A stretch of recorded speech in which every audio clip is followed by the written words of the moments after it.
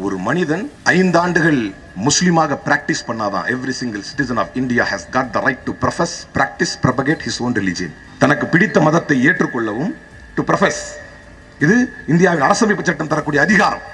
தனக்கு பிடித்த மதத்தை ஏற்றுக்கொள்ளவும் to practice, அதை நடைமுறைப்படுத்தவும் to propagate, அதை பிரச்சாரம் செய்யவும் அரசமைப்பு சட்டம் உரிமையை தருகிறது.